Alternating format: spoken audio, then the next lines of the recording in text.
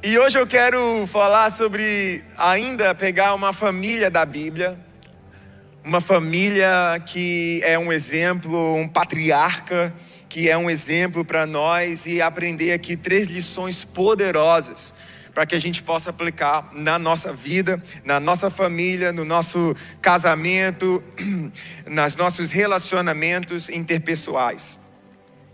E quero dizer para você que a gente tem que entender que a fé, ela é algo que muitas vezes ela é misunderstood. Tipo, as pessoas não entendem muito bem o que é a fé. E a gente vive em dias em que muitos podem dizer, eu tenho fé. Mas a fé bíblica, a fé que agrada a Deus, ela é muito mais do que um sentimento. Às vezes a gente baseia a nossa fé num sentimento. Eu estou sentindo que vai dar certo. Estou sentindo, Fé é mais do que um sentimento. Fé é uma certeza, diga certeza. Hebreus capítulo 11, versículo 1 vai dizer que a fé é a certeza das coisas que esperamos e a prova das coisas que não vemos.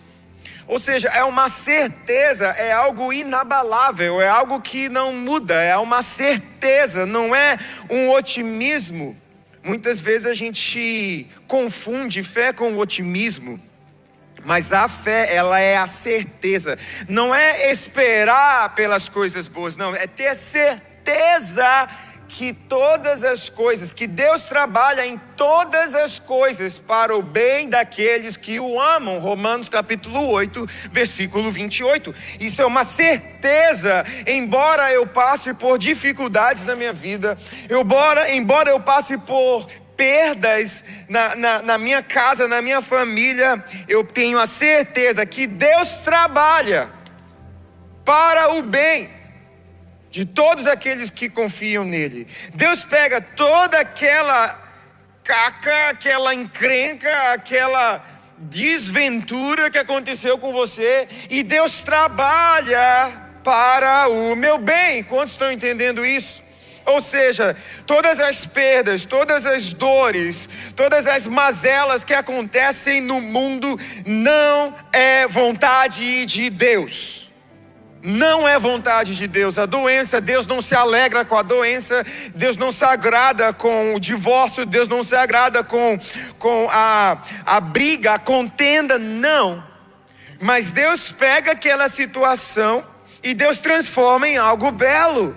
Deus transforma um trauma em um testemunho de vida, de mudança, de transformação.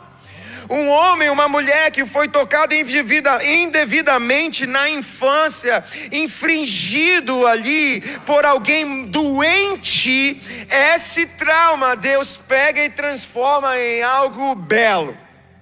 Quantos creem comigo nisso? Então as mazelas, as coisas que acontecem no mundo não são propósito de Deus. E a fé é essa certeza de que Deus trabalha em todas as coisas para o nosso bem. Você crê comigo? Você tem que crer nisso. Você tem que ter fé nessa verdade. E quais são os problemas da falta de fé? A Bíblia conta que a incredulidade do povo limitou o mover de Deus. Em determinado momento, Jesus vai até a Galileia, a sua terra, o seu lugar, o seu berço, a sua terra natal. E o povo foi impossibilitado de testemunhar o mover de Deus por conta de incredulidade. Eles não creram o suficiente. Como pode ser que na Galileia eles não viram o coxo andar, não viram o cego passando a enxergar, não viram as pessoas sendo libertas de espíritos malignos e imundos? E lá em outros lugares, até mesmo em Decápolis, que era uma região onde não era judia, o povo estava experimentando o mover de Deus. Por quê? Por conta da incredulidade, ou seja, a sua incredulidade, ela vai impedir o mover de Deus na sua vida. Quando você olha aquela montanha gigantesca diante de você, você pensa, eu não tenho condições de escalar, eu não tenho condições de subir essa montanha. Você mesmo já está colocando um decreto ali que você não pode, que você vai ficar aqui embaixo, mas a sua fé, ela te move. Não, eu posso sim subir, eu posso sim avançar. Talvez eu não consiga me enxergar lá, mas pela fé eu caminho e eu me movo. A nossa incredulidade, ela é um pecado. A falta de fé é um pecado. Quantos aqui confessam Jesus como seu Senhor e Salvador? Levanta a mão. Você é o povo mais alegre desse mundo. Você é o povo mais abençoado dessa terra. Isso é palavra, promessa de Deus. E o que Ele promete, Ele cumpre. Ele não vai contra a sua palavra. Então, independente do que aconteça, da dificuldade que você veja, a sua incredulidade vai impossibilitar o mover de Deus. Mas creia e mova-se pela sua fé. Diga fé. A Bíblia também vai dizer que sem fé é impossível agradar a Deus. A falta de fé nos afasta da comunhão de Deus. A falta de fé nos afasta da comunhão. Sabe aquela pessoa orgulhosa, sabe, autocrítica e, sabe, interesseira. Aquela pessoa que, cara, a sua falta de fé em Deus vai te afastar de Deus, vai te afastar do Senhor. E talvez você coloque a sua pompa, né, nas coisas materiais, ou até mesmo na sua capacidade, ou até mesmo numa herança, numa história, em um piscar de olhos você pode perder tudo isso. Tudo isso. Mas se você tiver a sua fé colocada no lugar certo, você vai estar firmado na rocha, que é Cristo Jesus. E pode perder o que for, mesmo assim ainda é lucro para você, porque você tem Cristo na sua vida. Amém, gente? Você está recebendo alguma coisa daqui? A falta de fé nos faz vulneráveis diante do medo e diante da dúvida. Nos coloca numa posição de vulnerabilidade. Pedro, ele começou a afundar quando ele tirou os olhos de Jesus. Ele estava caminhando sobre as águas. Ele tira os olhos de Jesus, ele começa a afundar. Na nossa vida é a mesma coisa. A falta de fé nos faz vulneráveis ao medo e à dúvida. A Bíblia fala que o coração mau, ele se afasta de Deus. A falta de fé gera desobediência e rebeldia. Desobediência e rebeldia é pecado. E a falta de fé, ela gera isso em você. Então eu quero falar com muito amor aqui a você, igreja. Uma das maneiras com que a nossa fé ela é fortalecida é ouvindo a palavra de Deus. A Bíblia fala isso. Hebreus, acho que é capítulo 11, versículo 6. A fé vem pelo ouvir. Se não é 6, alguém me lembra aqui. Mas a fé vem pelo ouvir e ouvir a palavra de Deus. A gente precisa congregar. Você precisa congregar, você precisa fazer parte de um povo, de uma família de fé, aonde você vai ouvir a palavra de Deus, onde você vai ser fortalecido no dia mau. Porque a falta de fé, ela gera desobediência e rebeldia. Se você se afasta do povo, da família, você começa a ouvir vozes que não é para você ouvir. Você começa a acreditar em coisas e mentiras que não é para você acreditar. Você começa a ir a lugares que não é para você ir, que não condiz mais com a tua natureza, com quem você é em Cristo Jesus. Quantos estão fazendo? Estão entendendo isso aqui? Está fazendo sentido isso para alguém, gente? Essa palavra é uma palavra de vida para a sua vida. Uma palavra de vida, de verdade. E a falta de fé, ela te impede de experimentar descanso em Deus. A falta de fé faz você acreditar que é tudo na força do teu braço. É tudo na força do teu braço. É tudo no teu caráter, é tudo do teu jeito. Não, eu consigo, não, eu tenho que ser mais forte. Não, eu tenho que fazer isso, eu tenho que fazer aquilo. E você começa a agregar um peso que ele não é para você carregar. Você começa a acreditar que aquele peso ele é seu e que sim, você deve carregá-lo. Quantos estão entendendo isso, gente? Mas a fé faz com que eu entenda que todo aquele que está cansado e sobrecarregado se apresenta para Jesus e Ele carrega o meu peso, Ele carrega o meu fardo. Quantas pessoas eu vejo aqui nessa igreja que chegam do Brasil para começar a vida aqui e chegam preocupados, carregando um peso, carregando, sabe, assim, uma responsabilidade gigantesca. Homens, mulheres, e eu vejo eles assim tristes, amargurados, e a gente ora, a gente incentiva, a gente traz para perto, a gente vai, olha, por esse caminho, vamos aqui. Cara, e eles começam a fazer aquilo que a gente está dando a instrução, porque não foi que eu li num livro, não, eu vivo isso, eu vejo isso acontecendo na vida das famílias. E hoje elas estão fluindo, dando fruto, tem casa, tem carro, tem trabalho, os filhos estão na escola, tem saúde. Você está entendendo isso, gente? A fé move montanhas. E é nessa fé que nós precisamos nos posicionar. A fé, ela te leva ao centro da vontade de Deus, enquanto a falta de fé te estaciona no deserto. Caminhar no deserto não é ruim. Há desertos que são necessários para a nossa vida, porque no deserto você é trabalhado, no deserto você é moldado, no deserto você vê como que você é capaz de vencer aquilo com Jesus. Mas se você está estacionado no deserto, é por conta da sua falta de fé, é por conta da sua incredulidade. E a sua fé lá no deserto que você pode estar se encontrando hoje, ela vai te impulsionar para viver o propósito de Deus na sua vida. O tema da minha mensagem de hoje é o poder da fé em tempos de crise. O poder da fé em tempos de crise. Hoje vamos aprender a partir da vida de Abraão. Você pode dar um glória a Deus aí, só para beber uma água aqui? Para não ficar no silêncio, né, gente? Abraão, ele foi o precursor da fé. O que é isso? Precursor da fé, por quê? Por que ele foi o pai da fé? Porque ele foi o pioneiro. Ele foi o primeiro que depositou a fé em Deus. E a Bíblia fala que o posicionamento de Abraão resultou em justiça para Abraão. Ou seja, o homem era pecador. Abraão, por ter colocado a sua fé em Deus, Deus olhou para Abraão e falou: você vai ser salvo por conta da sua fé. Então Abraão, ele é o pai da fé. Por quê?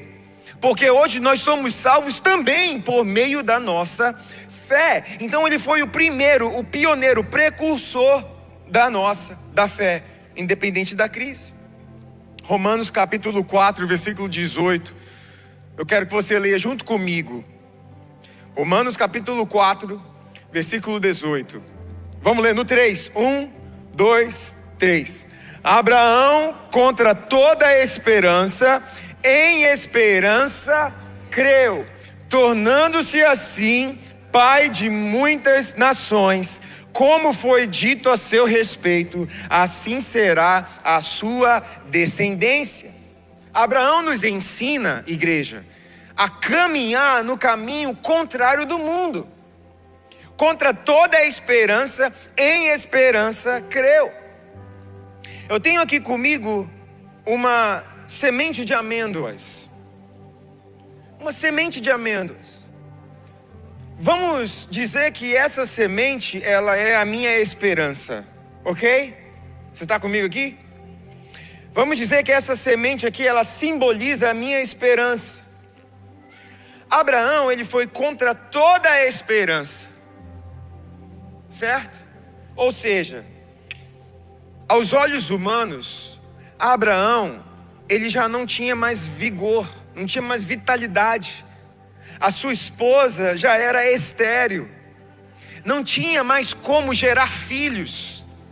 Ou seja, humanamente falando, Abraão, ele não podia cumprir com essa palavra que Deus liberou para ele.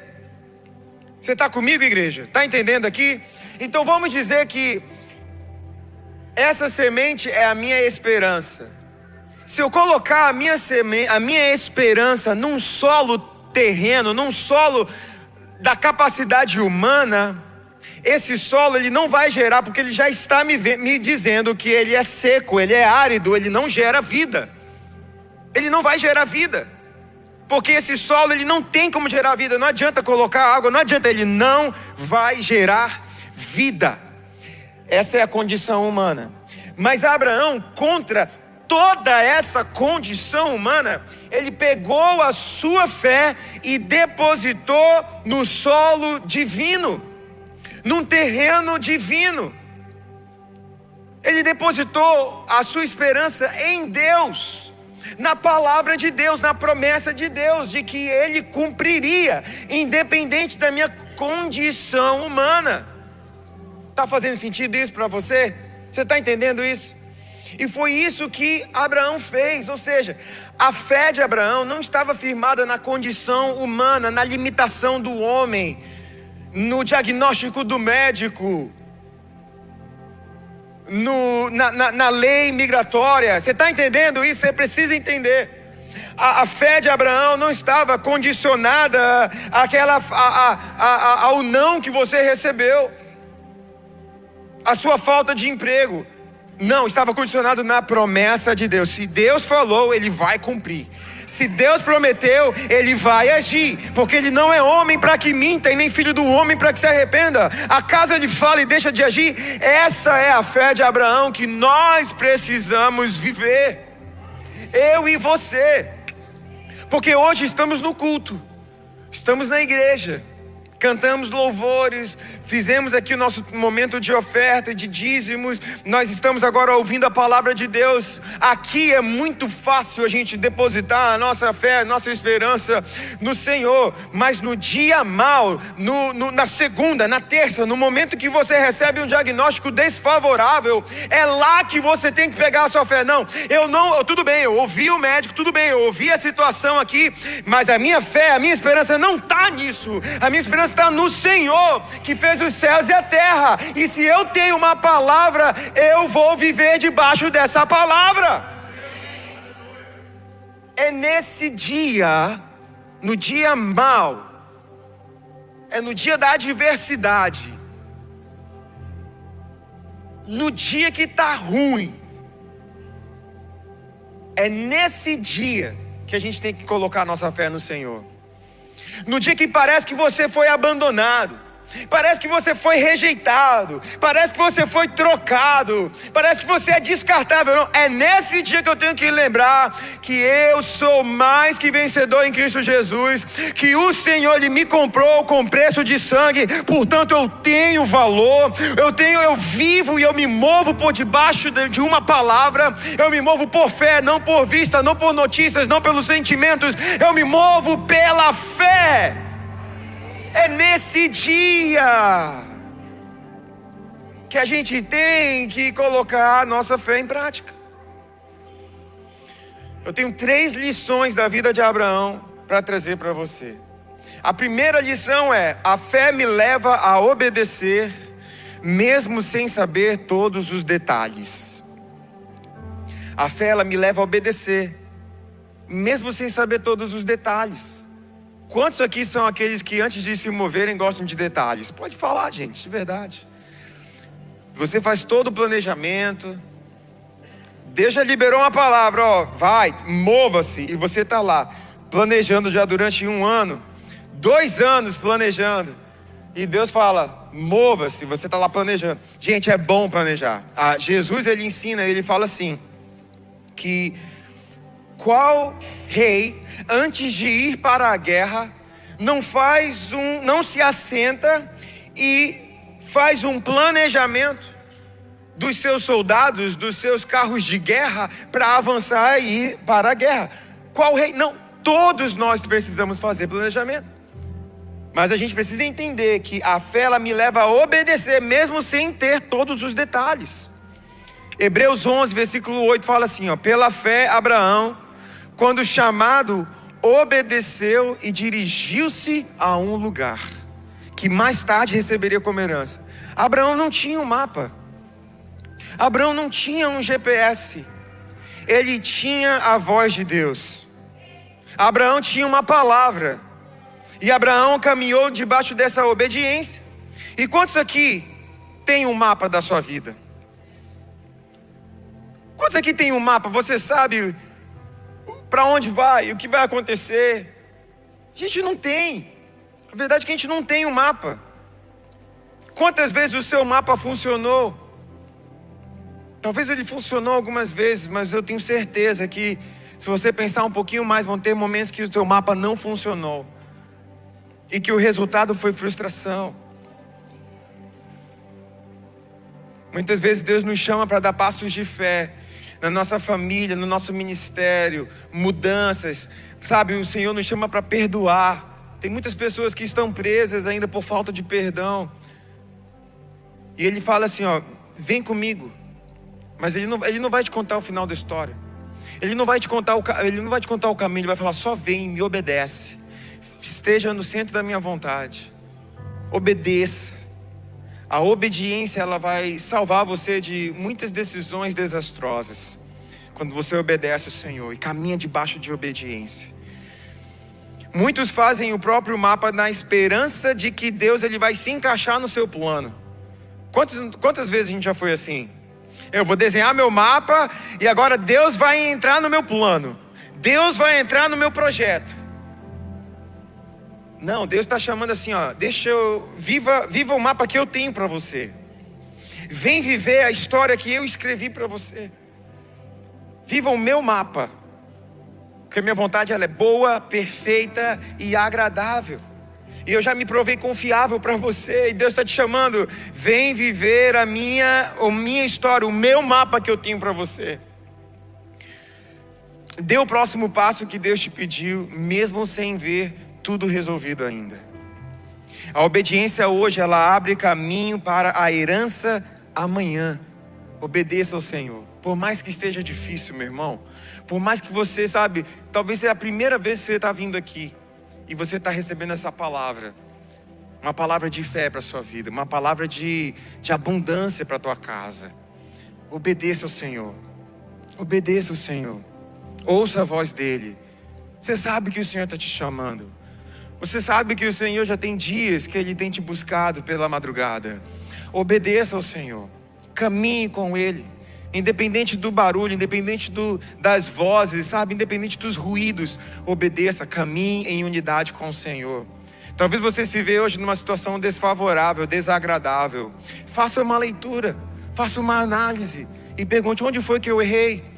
Não culpe o outro. A nossa tendência é sempre de culpar o outro, sempre de culpar o próximo, sempre de culpar, tirar a responsabilidade da gente. É a síndrome de Adão. Não foi eu, foi a mulher que o Senhor me deu. Não, qual é a sua responsabilidade? Aonde que você está errando? Aonde que você está negligenciando? Aonde que você está vacilando? Aonde que você está sendo muito flexível? Quando Deus está falando, não é ser flexível, é ser correto, é ser honesto, é ser justo, é caminhar por fé.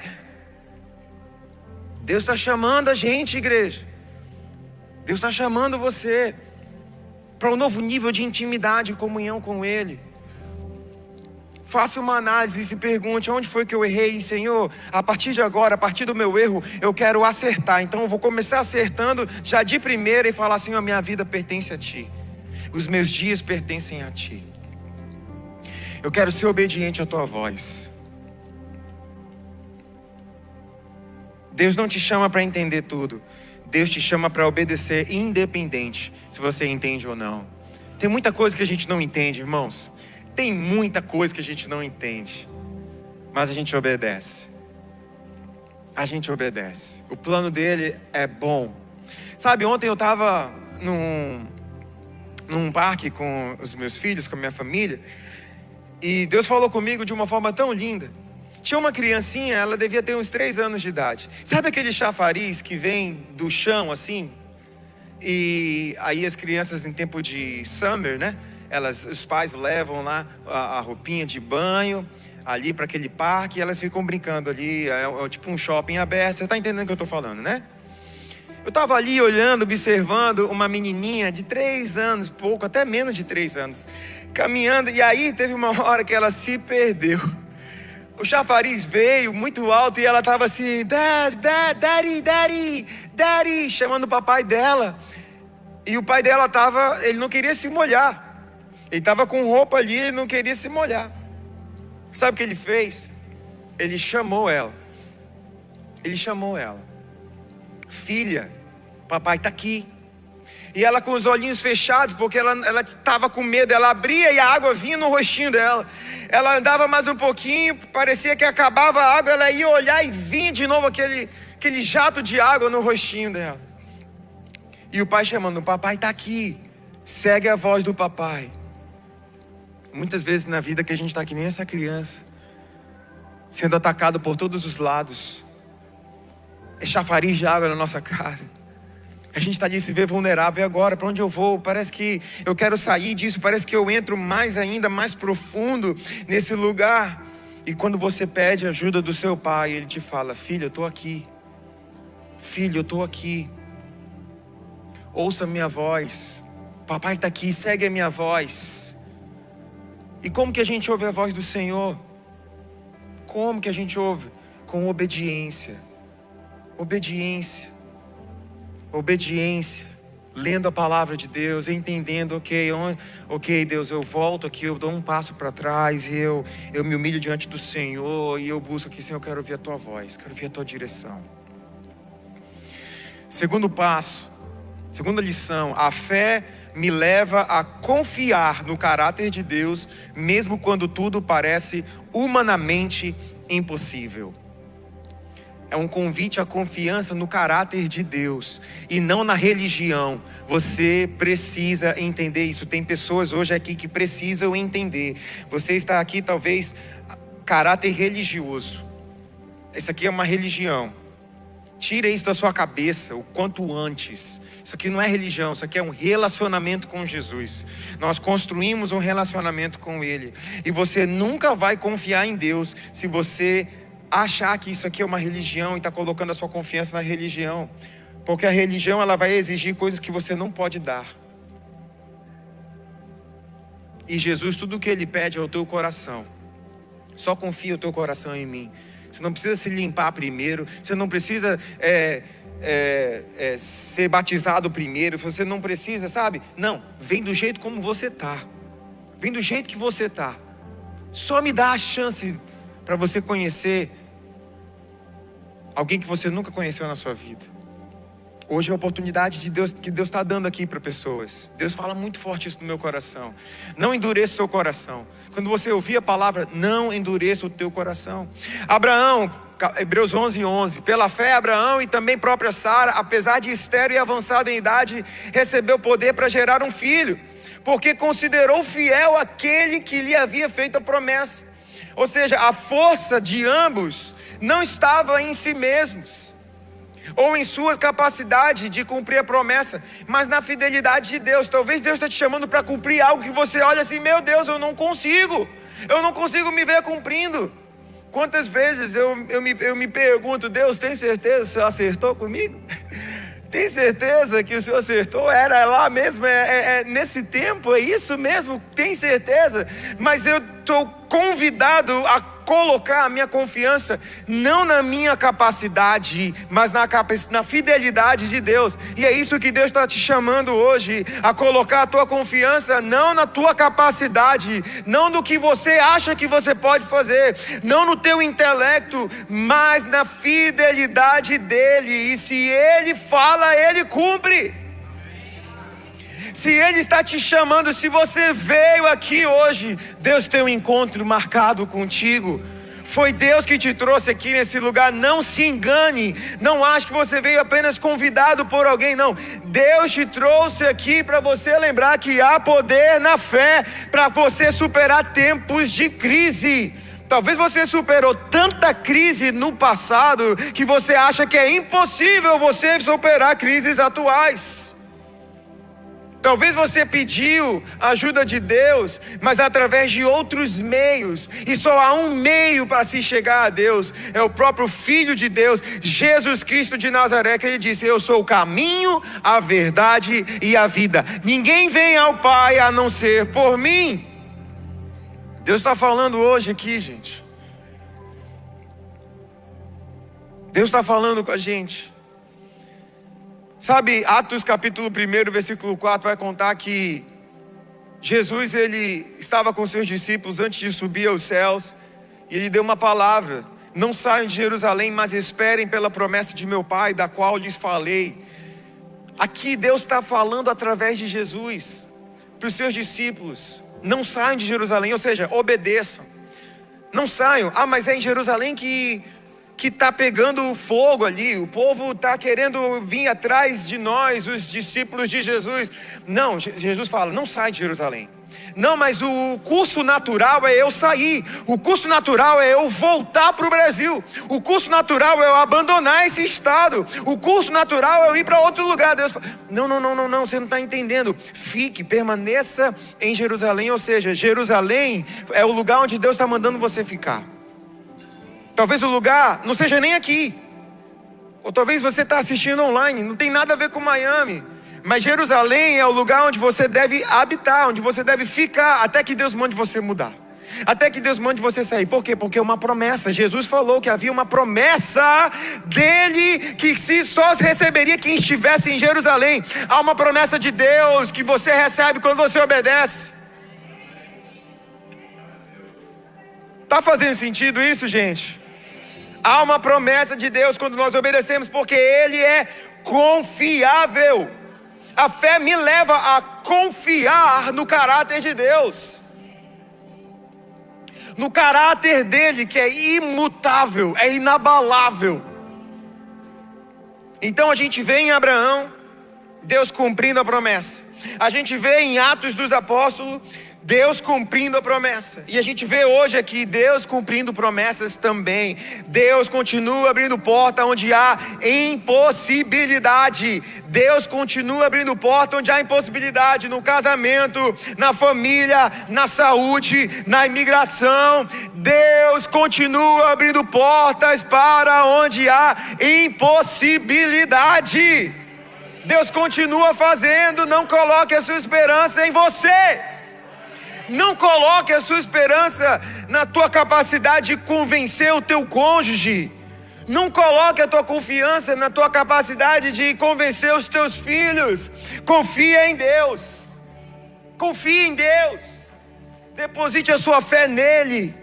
Ah, eu não sei o que fazer. Então vai para o joelho no chão. Vai orar e pedir para aquele que é o autor da vida, que conhece de todas as coisas, o dono da sabedoria, que ele vai te dar a direção. Ele vai te dar a estratégia para você agir. Esses dias eu estava buscando desesperado: Deus, eu não sei como fazer tal coisa. Falei para Deus: eu não sei. É um desafio muito grande para mim. É um desafio gigantesco. Eu não sei como fazer. Se eu soubesse, eu faria. Mas eu não sei. Eu me via tão pequenininho, tão pequeno, tão incapaz. Eu falei: Senhor, só me ajuda. Eu estou aqui na obediência. Eu estou fazendo o que eu estou fazendo na obediência. Eu estou nesse lugar na obediência. E o Pai, Deus, Ele já tinha a provisão para mim, quando eu estava fazendo aquela oração. Mas eu poderia ter rejeitado, porque ela não veio num pacote que eu imaginava que ela viesse. Ela não veio no tempo que eu imaginava que ela viesse. Ela veio no tempo de Deus. Então talvez muitas vezes a gente está nesse lugar, onde a gente se vê incapacitado, onde a gente se vê pequeno, não sabe o que fazer. É momento de se humilhar e de se colocar numa posição de humildade diante do Senhor e falar: Senhor, eu não sei como fazer. Me ensina, me mostra, me capacita, coloca pessoas na minha vida. E Ele vai colocar, porque Ele é o mais interessado. em que você viva os planos que Ele tem para você. Jeremias 29:11 fala assim: pois eu bem sei, isso é Deus falando, pois eu bem sei os planos que tenho para vós, diz o Senhor dos Exércitos, planos de bênção e não de lhes causar dano, plano de lhes dar um futuro e esperança. Ele sabe. Mas quando a gente está muito envolvido no fazer, tem que ser desse jeito, tem que ser assim, foi assim que eu fui criado, eu fui gerado desse jeito, sabe? Eu fui feito, da minha família foi assim, eu tenho que fazer, botar a mão na massa, e Deus está te chamando: ei, deixa eu te mostrar algo que você nunca experimentou antes. Deixa eu te levar para um lugar de intimidade, de confiança em mim, porque vai chegar uma hora que a tua força vai acabar, mas a minha nunca acaba. A minha força nunca acaba. Deus continua abrindo portas. Aleluia. Recuse-se a acreditar e se mover por aquilo que você vê. Essa não pode ser, em inglês a gente fala assim, ó, the last resort. Essa não pode ser a tua última chance. Ela não pode ser a tua última chance. A tua última chance, a tua última esperança, confia em Deus, coloca nele, deposita nele. Não, Deus, eu já ouvi dos médicos, eu já ouvi do advogado, eu já ouvi de fulano, eu já ouvi do meu chefe, eu já ouvi, mas Senhor, eu vou colocar minha confiança em Ti. Em tempos de crise, há poder na minha fé. E a minha fé vai me levar para um lugar onde eu não conheço ainda. Eu viverei nesse lugar, eu habitarei nesse lugar, um lugar de confiança, intimidade com Deus, aonde Ele não é abalável. Por mais que eu passe por circunstâncias, por mais que eu passe em meio a uma tempestade, aonde as chuvas, os ventos, o barulho do trovão me assustam, mas eu vou colocar minha confiança no Senhor. Mesmo que eu afunde aqui, a honra e glória do Senhor. Ele sabe o que é melhor para mim. Ele vai me socorrer. Ele vai me socorrer. E por último, a fé me leva a entregar tudo, inclusive aquilo que Deus me deu. A fé me leva a entregar tudo, inclusive aquilo que Deus me deu. Abraão, Hebreus 11, versículo 17. Pela fé, Abraão, quando Deus o pôs à prova, ofereceu Isaque como sacrifício. Aquele que havia recebido as promessas estava a ponto de sacrificar o seu único filho. A promessa que Deus deu a Abraão viria através do seu único filho. Você está entendendo isso? Gente, você precisa pegar isso aqui em nome de Jesus. Entenda isso aqui. A promessa que Deus deu a Abraão viria pelo seu filho. Mas Deus, Ele pede a Abraão que entregue o seu filho, Isaque. Abraão, entrega Isaque para mim. Ofereça Isaque em sacrifício. Gente, a gente está falando de uma história que foi escrita há mais de 4.000 anos atrás, mas que se aplica hoje. Porque há coisas que Deus nos deu, que nós achamos que nos pertence, e nós acabamos por colocar numa posição de idolatria. Idolatria do casamento, idolatria dos filhos. Sabia que você não tem? Os teus filhos, eles não são teus. Você sabia disso? Isso é duro, mas é a verdade. Você sabia disso? Não te pertence. E às vezes Deus convida para entregar o teu casamento para Ele. Deus te convida para entregar aquele plano que deu errado. Ele fala assim: olha, tá bom, chega de tentar do seu jeito. Chega de tentar do seu jeito. E Deus está convidando você hoje para entregar algo que te custe. Algo que você sabe que Deus te entregou. Talvez Deus te entregou o teu casamento. Talvez Deus te entregou essa pessoa que você está conhecendo e que vocês estão sonhando juntos. Talvez Deus te entregou filhos, talvez Deus te entregou o teu trabalho, a tua empresa, a tua LLC, os teus negócios, a tua herança. Talvez Deus te entregou, mas Deus está falando assim, ó: e se eu te pedisse isso? E se eu te pedisse isso que eu te dei, você me devolveria? Você me entregaria de volta? A fé me leva a entregar tudo, inclusive aquilo que Deus me deu. Atos dos Apóstolos, capítulo 21, vai contar que um profeta chamado Ágabo, ele chegou para Paulo e falou: Paulo, se você for para Jerusalém, você vai ser preso. E a resposta de Paulo é magnífica. Paulo fala: eu estou pronto para entregar tudo para Cristo. Eu estou pronto para entregar a minha vida como uma oferta a Ele, porque é necessário que eu vá e que eu pregue em Jerusalém. E Paulo, o que ele fala? Ele não foge. Ele não foge, não. Ele entrega até mesmo a sua própria vida para Deus. E quando ele entrega a sua vida, sim, ele vai preso, mas é de dentro da cadeia que ele escreve cartas e mais cartas que iriam incendiar o mundo antigo e hoje ainda as nossas vidas através da palavra de Deus. É no lugar de entrega, é no lugar de entrega que eu vivo o sobrenatural. Entregue tudo, inclusive aquilo que Deus te deu.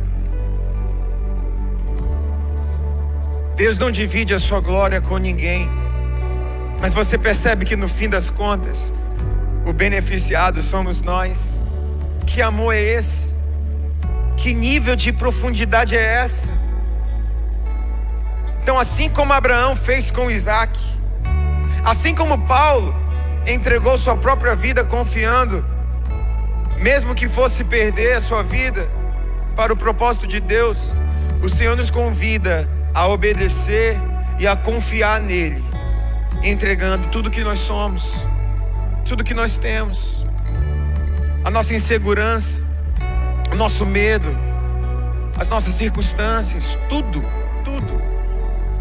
Aquilo que você tem dificuldade de entregar a Deus se torna um ídolo na sua vida.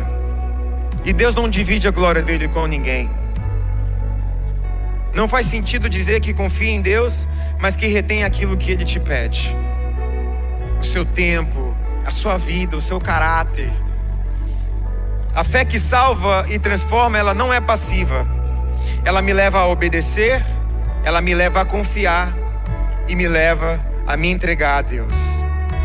E Jesus foi o maior exemplo disso. Ele obedeceu ao Pai até a morte e morte de cruz.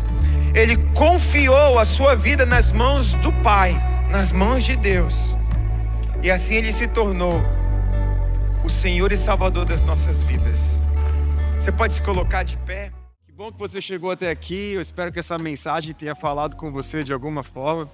Fique ligado no nosso canal, que toda semana a gente tem novos conteúdos para você.